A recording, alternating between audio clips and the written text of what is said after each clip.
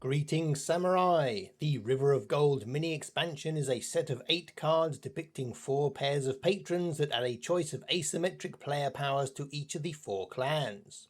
They are included free with the base game and mixed in with the main deck of cards. Rules for their use are on page 13 of the main rulebook. It is recommended you are familiar with the base game before introducing the patron cards. Set up the game board as normal and choose a first player. Then randomly select one patron card from each clan and lay them out face up. Place the unselected cards back in the game box. Beginning with the player who will be going last and then working back to the starting player, everyone picks a patron and is given the components for that clan. Deal each player a random clan. They then get to choose which of the 2 patrons for their clan they wish to use. A variant we came up with and have been trying out is that each player has access to both their patrons. They select one to use in the first era and everyone switches to the other in the second era. River of Gold was originally themed around Route 66 in America, but was re-themed by Office Dog to use the Legend of the Five Rings intellectual property, replacing the diners and service stations with shrines and ports.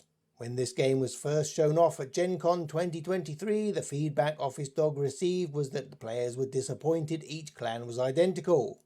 It is a testament to them that they both took this on board and included this addition within the game and did not charge extra for it as a separate product.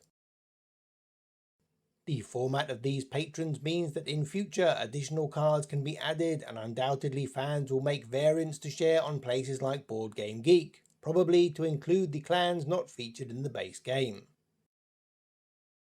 If you aren't familiar with the Fantasy Flight Games incarnation of Legend of the Five Rings but are returning from the AEG or WotC era, you will probably recognise many of the characters depicted. Others are a little newer.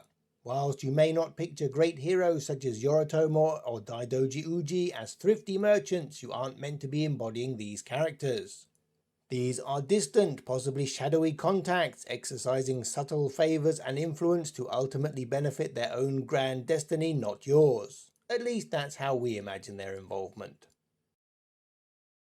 Each patron alters some aspect of the rules, from starting with something extra to gaining additional points in a new way. Here is a slideshow so you can see them all.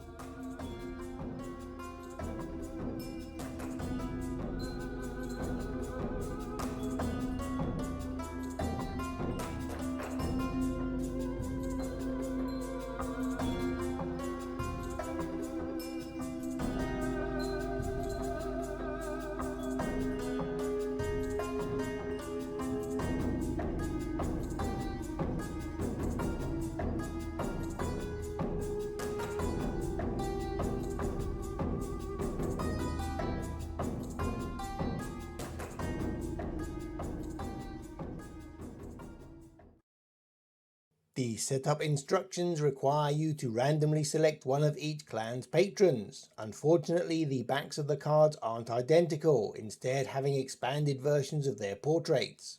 Whilst they look very nice, you would never use this side in play or setup as the mechanics text is on the reverse. Whilst this is a small matter that can easily be solved by coloured sleeves or simply closing your eyes, it is a niggle. An elegant workaround is to place the cards under the game box with just the clan name visible and have a different player select one of each ready for setup. Or each player can pick their patron at random. Whilst we haven't had time to test out each combination of patrons, it is obvious that some perform better at different player counts. Kakita Ryoku and Kayu Shihobu will give you the same physical benefits regardless of the number of players. But Yasuki Taka has more opportunities to build at lower player counts and thus potentially more frequent bonuses. Both Scorpion patrons are tied to the influence tracks, and with more player markers on those tracks, the greater the opportunity to use their abilities. Likewise with Daidoji Uji, the more players there are, the greater the likelihood of visiting other players' buildings when sailing. Thank you for watching, Samurai! Let us know in the comments below what you think of our dual card variant, particularly if you try it out. And do tell us your favourite patrons!